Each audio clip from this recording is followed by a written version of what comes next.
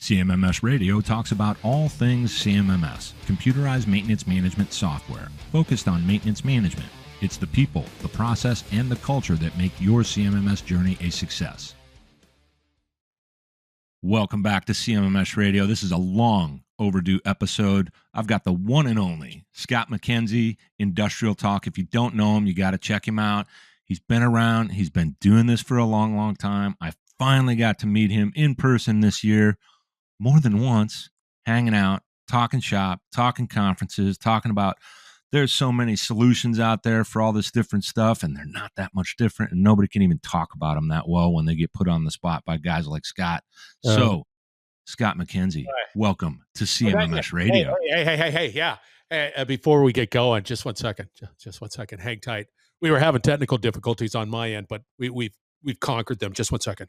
Sure. Just one second. Uh-oh. There you go. Damn. Very nice hat. Thank you. Thanks for wearing that. Absolutely. Well, why wouldn't I? Well, yeah, it's just repping CMMS Radio. I appreciate that, man. That's so, and really, like, I want to get into some background. We've talked about some of it, but I want people to hear it here from you. But we got SMRP coming up, and you've been kind of a staple, I would say. I shouldn't even say kind of, at that conference for some time now. And it's special. It's unique. It's about the Society of Maintenance and Reliability Professionals. Tons of heavy hitters come in. People that go and attend get to learn some real deal stuff from people that just want to talk. But I want to ask you a couple of things. One, what do you love about that conference? Why do you see it as being important? And two, where are people going to be able to find you? Well, the latter, I don't know. They normally put me on the floor. I don't have, hey, come to, section 5. I don't have that. But you can, one, follow the lights. I will have my lights, and I will have all of that. And just come on by. It's hi. I don't bite. The first one is an easy answer. It's the people. It is so much the people, and the technology's there, the solutions are there, the individuals, the companies helping people, solve their problems and challenges, all there. But it's this passion to help. It's the people, without a doubt. It's that I've been to a number of conferences, and they've all been good. It's all been exciting, but this one, I always feel like I'm coming home. I don't know why. It's like, slap on the back. Here's my uncle, who happens to know, here, hey, there he is. It's exciting. Yeah. Yeah. Well, geez.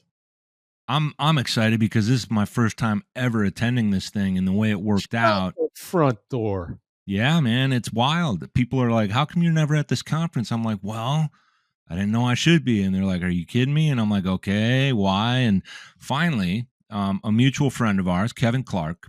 Kevin, he's a super guy, by the way. He's a super guy. Shout out to Kevin. He's the nicest guy I know. And that's another reason why SMRP is so fun.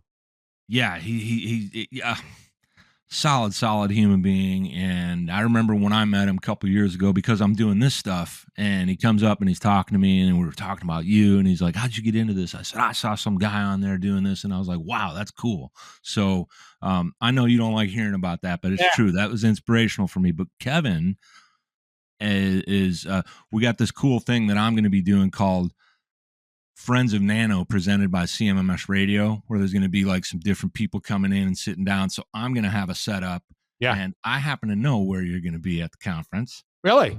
You're going to be on the opposite side of the SMRP booth. So you're on that side. I'm over here. So I'm just going to tell people, when they're sick and tired of talking to me, man, go talk to Scott over there at Industrial Talk, because you're going to have the full blown lights and all. And I ain't going to have any lights, man. I'm going to have a booth. I'm going to have a rig. Reliability X is bringing it for me. Those are my good friends, George, Joe, Dan, AJ, Paul. They're all going to be there. So that'll be cool. But look, man, so SMRP, everybody, you got to go. You got to see Scott. He's so fun to hang out with. You can talk to him plainly. You don't have to forget about being on a podcast. He just wants to hear your thoughts. So I'm going to give everybody a bit of advice if this is okay, Scott. Yeah, please.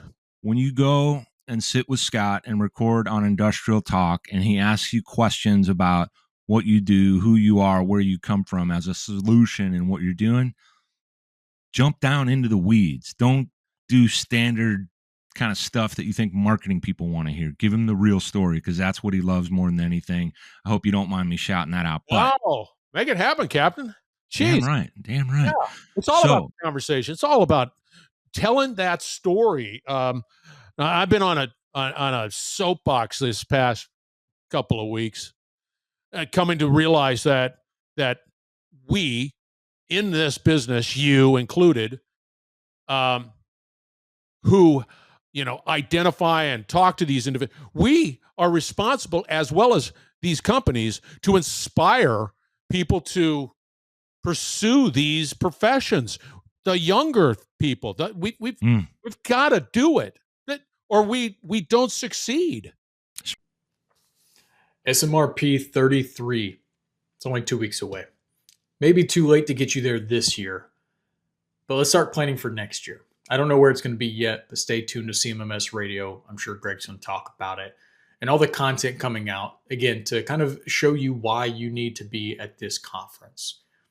So if you were to ask me why this conference versus any other reliability or maintenance conference, I would simply state from my experience, this has the largest contingency of current practitioners and former practitioners. Even on the solution provider and education side, these are people that have been there and done that. There's always going to be that contingency of salespeople or inexperienced providers. They're there.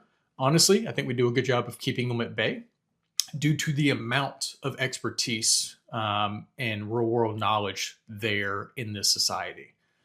Now, other than the conference itself, the annual conference, there are also local chapters you can become involved in. I've gotten involved in the Carolina chapter and now on the leadership team for that. We're trying to do more. We're trying to see what the members in North Carolina and South Carolina want to do and want out of the local chapter, and how we can bridge that gap between annual conferences and also the regional placement of events that we can host. The experience is unmatched. The people here, this is the one conference where people will give you information for free, completely for free, and ask for nothing in return. And that's what we need in a world where everything you consume from the internet or LinkedIn or others, which is the internet, I get it, it's pay for play. Everything is biased. Everything is positioned. Everything is search engine optimization. This is a place where you'll find real people with real stories and real experiences that want to offer real help. So if you're not already, subscribe and follow CMMSradio and stay tuned about what's going to come up next year and why you should be there. Right. It's a people game, right?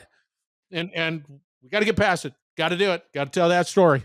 Yep. We got to keep chirping, shouting from the mountaintops. So I want to ask you, and I know some of this, but I want to have you tell us, just at least in brief, how you got into becoming a lineman. And I don't think a lot of people understand, one, what a lineman is, and two, how serious that kind of work is, because it can be very dangerous. Yeah. That's a heck of an apprenticeship program, right? You don't just sort of pencil whip that program. You're out there on the front lines. You're doing the work. So I was a lathing contractor. So I was wrapping houses in California for my brother-in-law to come in and plaster them. So that's what I was doing. And I was deciding that at that particular time, I was going to school at night. I was just, busting my chops, trying to get things going and moving forward. And I said, my dad was a lineman. He worked in the desert. I said, I want to be a lineman. And I said, okay, people want to be a lineman. So what does that mean? Well, I decided that for Southern California Edison, I was going to apply, and this is my thinking, and it worked, because nobody really wants to do it, is I said, I'm going to find the least desirable location, one, and the least desirable line work, profession. So that led me to applying for transmission lineman, right? Climbing towers, climbing tall poles, doing really wild stuff in the most challenging area, and that was South Central LA. And the reason why it was tough is because there's a lot of congestion, a lot of underbuild, a lot of it's a challenging lineman world, and nobody wants that because it's hard, right? You're getting called out in the middle of the night because somebody hits a pole, and it might be in Timbuktu, in South Central LA, and you're just constantly battling that area. So lo and behold, I get an interview. Lo and behold, I take the test. Lo and behold, I get accepted. And I started with an apprenticeship program. Of course, I was a groundman, grunt. I dug ditches. I, at the will of all the other linemen, get yelled at all the time and learn what to do. And then I said, well, now it's time for me to be an apprentice. So 6 months, now I'm an apprentice. And I'm the first level apprentice. You'd go through and you'd climb poles and they put you in there. Yeah. And so 4 years later, I become second step journeyman lineman, running crews, and doing journeyman lineman stuff. But yeah, it was. And then of course I went to school at night trying to finish up my degree too. Yeah. And you got that. You ended up getting that, and you liked it so much that you I think you also became an instructor, professor, right? Yeah. Oh yeah. Adjunct professor. Yeah. Nice. I don't know. That's hard work. That's hard. It really is. That's hard work. Yeah. Because if you have any passion to, I was teaching business ethics and management, and supply chain management.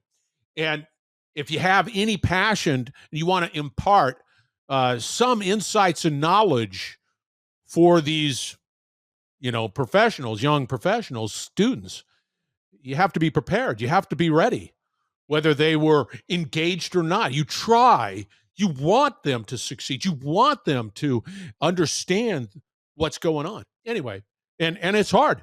I mean, you had to be prepared, and I'm grinding out stuff, all the PowerPoints and reading chapters, and I never worked so hard for my undergrad and my graduate degree. Yeah, I've heard some stories about when someone they're in their master's program, and then they while they're in the master's, they're also teaching. Oh yeah.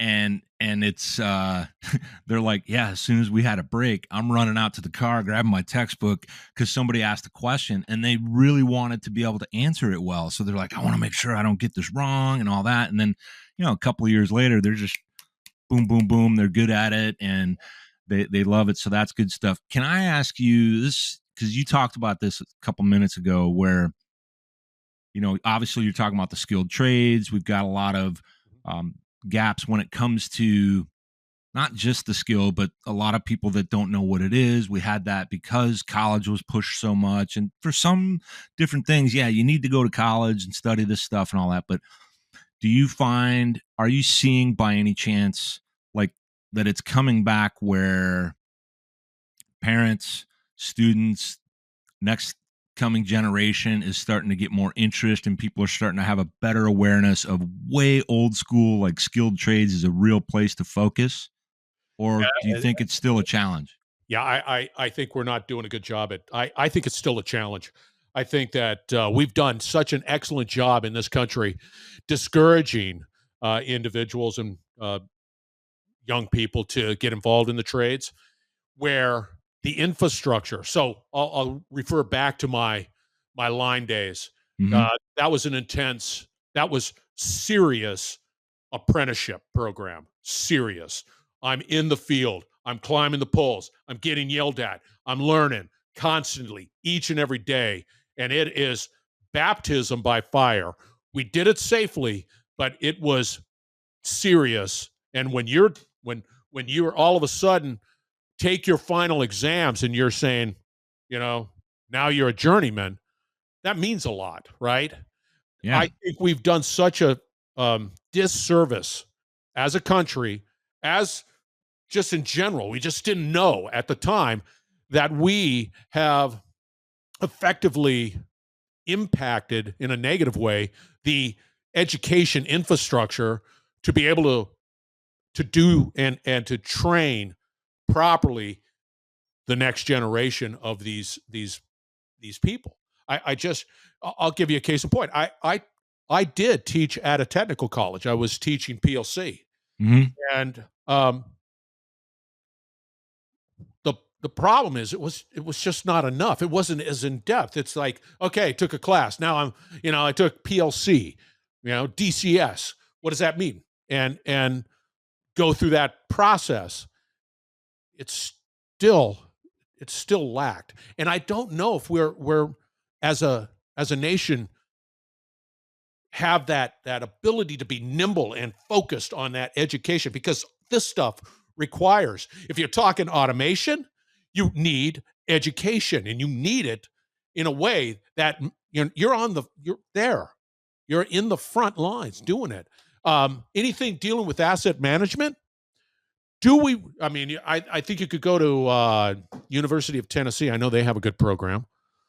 They got a bunch of stuff there. They mix in a few things up at University of Wisconsin that are around our industry in different ways, and there's some pockets here and there. But I tend to agree with you that we still got a lot further to go. I want to shout one organization out real quick. It's called All Within My Hands. That's Metallica's nonprofit, and they have what's called the Metallica Scholars Program. Yeah. Now, I'm a supporter of All Within My Hands, and I really love all those things that they do. Of course, I love the music. You can tell, right? Yeah, I got the, I'm always doing that. But what happens with Metallica Scholars is the people that come in and support All Within My Hands specifically for Metallica Scholars is they distribute funds to various community colleges across the United States to do this technical re-education for reskilling, because adults want to reskill and say, you know what?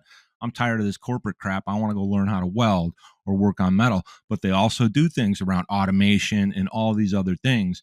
So I think with groups like that, where people can support, whether they're buying a t-shirt or maybe it's a big company out there wants to jump in and send them a couple $100,000, they're going to try to help build that. And I think there's other things, not just you and I talking about it, but you've got other bunch of cool people out here talking about it. Andrew Brown, you got obviously Mike Rowe, on and on like this, right? I don't want to keep name dropping, but for me, I always think about when shop classes left high school. Yeah, that was a travesty. I was lucky enough to have that kind of stuff in high school. Same here. And I think what I loved about it is those kind of classes, having that opportunity, kept me connected to the real world. And then it also was kind of like fuel for me to do the other classes that I wasn't understanding yet how they applied to how I could, grow my brain and freaking think critically. But wood shop, auto shop, metal shop, all this kind of stuff. I took them all. Yeah. Yeah. And what was fabulous about it, I grew passionate about welding. I wanted to weld. Nice. And that came as a result of me going to shop class and doing welding and having it available, and then having a teacher that says, yeah, give it a shot. Yeah. Encouraging. And I believe for us to truly, because if we don't do a good job at planting these seeds of passion at a young age, we will struggle and continue to struggle moving forward. And we have to look long term. We can't just sit back and say, flip a switch. Now all of a sudden, you're doing automation. You just can't do that. You have to instill this passion, and it's cool stuff. So I'll give you a case in point. And this is still lives with me, and I think we spoke about it briefly. I don't know if we have or not. Anyway, I'm going to do it anyway. Do it. In second grade, we would get these films, and the films were always about something, right? It was education of some sort. But this film was about how bread was manufactured. And how bread was manufactured and how it sort of found its way on the shelf of supermarkets and the whole supply chain. We didn't call it supply chain. I was just fascinated by, wow, really? All that stuff goes into baking bread and getting it to, point B. I didn't. Second grade. We don't do that anymore. We need to do that. It's not as if we don't have the tools to be able to do that. Look at us. We're talking. It's recording. It's here. Is it causing? No, it's not causing any problems. It's not making a film. We're just, it's all a part of that. And the other thing that I think needs to happen is how do we, you and I, how do we inspire young professionals to tell their story and to inspire other young people that use this platform, whatever this is, this podcast platform, and create the content needed to inspire more people? There's so much to this. And for me, it is a serious passion, because I believe as we start to say, hey, bring all your manufacturing over here, bring this, do this, expand that, right? Here's some money, put it into this line. But if we don't, it's still a people equation. It still is. And if we're not making it fun, entertaining, interesting, and being able to leverage the tools that we have, that the younger generation, and I don't know if it's Z, X, Y, I have no clue. Doesn't even matter. The math is way above my head. Is that we have to go to them. We do. We can't expect them to say, oh yeah, I'll go. And we have to go to them and tell the story of why this is so important and why it's honorable and why it is necessary and noble, leave a legacy. That's it. We need grassroots, boots on the ground. Yeah. Put it into this environment and anything in between, and all those posters that showed the college graduate and the lowly skilled tradesman. We have to just separate those. It's not a fight. It's this is really important, and that's cool too if you want to do that. But I will tell you, I don't even know how many people I know that are in some way, shape, or form in skilled trades. Manufacturing touches everything in our lives. We got a lot of people out here talking about it. And then how do skilled trades and these other things fit into it? And we can start to mix in the PLC, the automation, and those types of things. All of that plays. And I don't know very many of them that are unhappy. They have a lot of self-reliance. They are natural problem solvers. And then there's the ones that learn to become problem solvers. They can essentially write their own ticket. I got a nephew that's about to head off to Pensacola that just finished boot camp, United States Marine Corps, hoorah, devil dog. Yeah. He's going down there, this young man, to learn how to work on jets. Cool. And for me, I'm excited because that means not only is he a man and doing all that cool shit, he is going to come out of that with real skills that apply to both life and things. And that means when there's problems, he'll know how to solve them because he knows how to assess things and do maybe even root cause analysis. I don't know if he'll learn that exact philosophy or not, but I suspect he's going to get heavy exposure to that in that specific environment if he's there for 10 months. And then he'll go somewhere else for 8 months and all that. And then look what you went through. You had this benefit of a family where their skilled trades was already part of it. Yeah. Like there was nothing wrong with hard work. It was like, yeah, we do hard work. We don't do any of that other stuff. But parents, like teacher night, or some kind of event that they promote. And hey, it might start out when you do that at your local high school. Somebody that hears this, go to your local high school and say, hey, could I come and talk for an hour, and invite a bunch of people? And there might only be 12 people there on the first one, but there might be 22 on the next one, and there might be 122 on the third one. And you're just promoting that stuff, and then finding local businesses that want to be involved in apprenticeships or summer programs and stuff like that. Come and get some hands-on experience, watch and see how it's made. You're talking about second grade, man. Yeah. You see this video, or back then, I don't know if it would have been a video. It would have been a, reel to reel. yeah. I'm not making fun of you, but no, yeah, it was absolutely. And you're looking at it and you're going, it caught you. And it doesn't have to be every student. We still need lawyers and doctors, but man, we really need lawyers. Well, I was just saying that for the benefit of not being cruel. Sometimes we do. Shit. Sadly. We don't want them, but sorry. Some of you are good, I think. I don't know. I'm not sure. So, all right, man. Let's bring it to a different level. Yeah. So when it comes to the conferences and the things you get to do, and I know you go to a lot of different events. You have some special productions. One, I want you to have an opportunity to shout some things out other than SMRP, but we're locked and loaded for SMRP. It's coming up in a couple of weeks here, October 6th through 8th, 9th. Yeah, it's the 9th, Fort Worth, Texas. But what else do you have on deck? And I want to know then after that. Let's see. What do you really like? What are some of the things that just kind of blow your mind in a good way and blow your mind in a that wasn't it way when you're at all these conferences interviewing all these awesome people? Blow my mind. So let's I've got these conferences and the solutions. Some of these conferences are absolutely mind-bending. The solutions that are being displayed, right? They're just, I can't believe.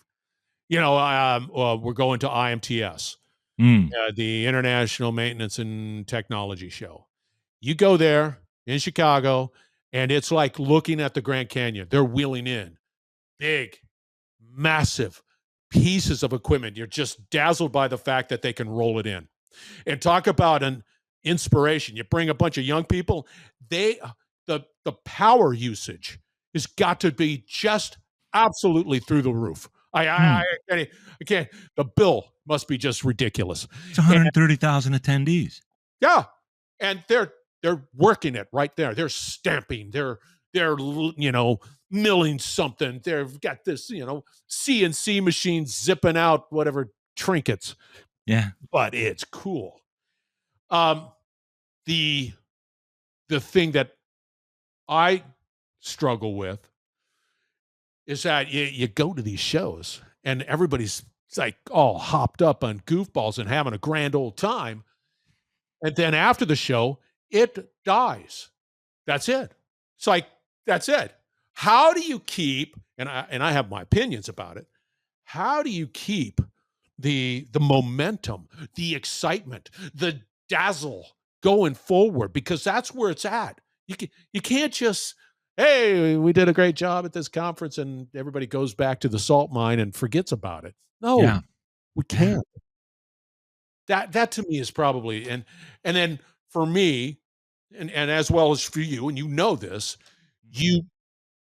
I want to put my heart and soul in that conversation with that individual, so that individual is truly, from my perspective, a celebrity, somebody worth just praise, because it's important. They're important. Their words are important, and be able to get that and extract that out of people. Nobody's boring with good questions. I just have it and be able to celebrate them. The problem I have, I'll do my part to try to get that message out, then it dies. The other half, the other part of that equation is the individual, because they're typically in industry, They're not as socially adept as we are. Like, we just live it, and we just like, how come they didn't do this or comment or deal with this algorithm and blah, blah, blah. Mm-hmm, We need to do a better job. They need to do a better job. Yeah, and I think we try to coach up on that, and it still doesn't happen because everybody's so busy. I have a lot of theories on that. The hair's on fire. They're busy chasing all their metrics, which they need to do, right? But it's like, why is everybody sleeping on this this concept of, okay, if you want to look at it from a pure business standpoint, it's I've learned that it's called the dark funnel. You can't really attribute it, but it's very important for awareness. It's important for demand. And what you said about the individual story, sometimes my favorite people to talk to are first timers or people that were a little bit uncomfortable. And if I can make everything go away, and I don't know how to do that, but if I can just get them going in a conversation, there's going to be good stuff in there. And one, the fact that they stepped up, awesome. Yeah. Two, it's real. That's what really matters. And then if only them, their organizations could push it a little bit more, because we're not selling anything. We're out here trying to build more awareness for not just what they do, but what we all do, because we already agreed that all this stuff touches our lives in some way, shape, or form. And most people are like walking around la-di-da, I don't realize this cup was made. Yeah. It's like, it's wild. And we're not calling anybody out hard. We're saying, hey, let's all push this together. So I get that too, man. And I sometimes I'm, salty about it. Other times I'm just more like, I can't figure out how to inspire them to say, crack that. How do you, and what's interesting, like the example that you just provided, you have that conversation with that individual, you create a memory. They'll always remember it. They will. And it's a wonderful thing. And that they're, what they do means something. There's meaning, there's purpose. And I like that. But there again, how do you get it to a point where you get action that they benefit from? Like you got, it's all here, man. Your heart. That's it. People want real. They just want to hear what's real. They don't want to hear your marketing nonsense. They want to hear something with substance. They want to hear the story that when you were in second grade, you saw a film that inspired you to do something. They want to hear that you heard a cool story about one of your clients that did this, that, or the other thing. And that stuff matters. And it's not about metrics. It's just about what matters and getting good stories and curating them and pushing them out into the world. We're not trying to create an echo chamber. We're trying to say, hey, here's some shit that's actually real.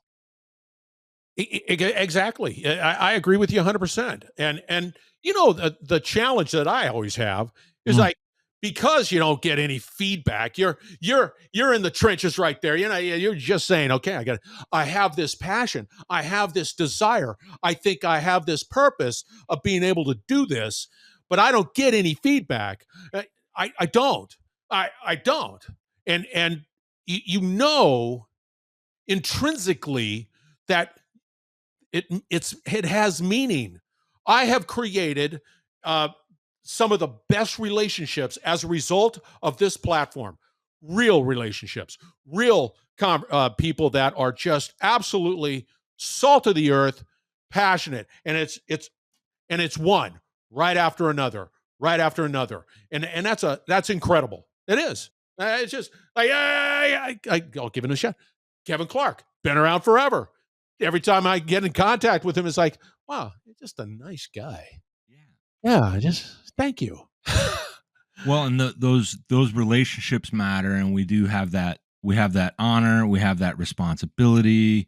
We have that. It's kind of like we owe, and we're okay with owing these stories and not not just showcasing them, but the relationships that get established. For me, I love hearing about, and I hear about it all the time, people that get together as a result of something they saw or heard, or an intro that was made, and they're doing great stuff together. And that's not always about business. Sometimes it's just about some other kind of stuff or some collaborations or anything.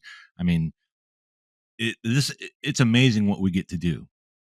It really is. I mean, we're very fortunate, and I always am fascinated by that journey, because when I did it, I just said, "All right, well, I'm going to podcast," and it was just out of the blue. And I'm driving in a truck, and I'm coming back from a client, and I'm listening to a podcast, and for whatever reason, a lightning bolt, hits me across the head, and it says, "Scott, you need to podcast." And then, of course, I'll say, okay. And then that's how it sort of started. And then, you go down that road, and you don't know where it's going. It's just a journey, but there's so many voices out there that need attention. And we're very fortunate. Yeah.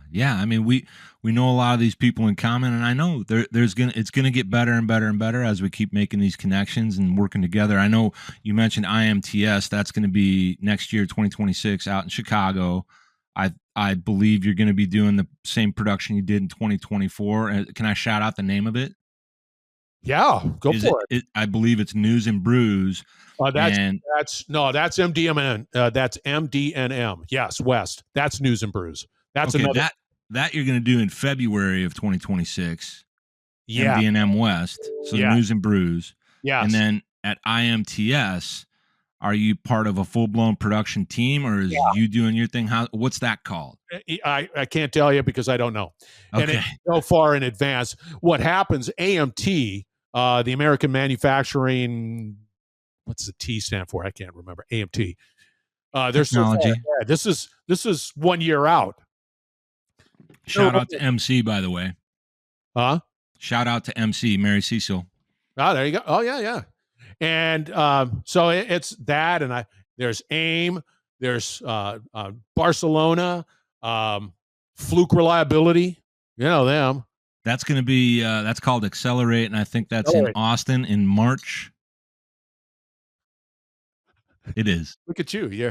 You're better informed than I am. I just write them down. And of course there's for me, I'm not sure what Hexagon is going to do, because they have Octave. I don't know, and they're rolling that out, and that's going to be that. I don't know if they're saying, "Hey, come to Hexagon Live," which was a great event, by the way. It was a lot of fun. Yeah, it was cool hanging out with you. Yeah. Cool tech, man. Great place. Anyway, my dog's going to be barking in the background because we don't have a package being delivered. So, all right. Yeah. But there's so many events, and to be able to tell that story, and to be able to, so you just keep going with it. It's very fortunate. And you know what else is so pretty cool? I mean, you've been at it. How long you been at this? I'm just a teeny weeny bit beyond 3.5 years. But you have the background. You have the reliability background. You have the chops. Well, I got really lucky with that, man. I landed in a space where I didn't think CMMSradio was going to land, and they started reaching out, and I'm like, "Why are you guys listening to me?" And they kind of told me, because I'm not like an actual reliability guy, and they were like, "Yeah, but you get it, you understand it." And I said, "Yeah, but it's you guys." So I always try to, I want them to be the experts. I'm the facilitator. I'm going to ask all the questions, good, bad, dumb, doesn't matter. Get it going, tell some real stuff. But 3.5 years, and people that came before me inspired me to give it a shot. But here's the fun thing about, you have all these conversations, right? Mm-hmm.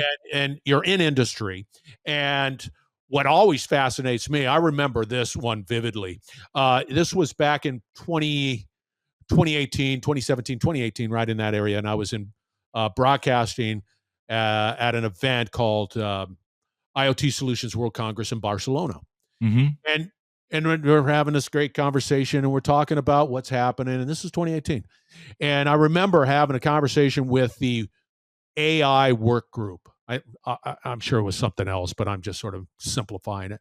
Yeah. This AI work group. And they're just talking just about AI, and, a little paper here, and creating little guardrails here, and having some standards there, and just having this conversation. Nobody knew. And then all of a sudden, click, it's happening.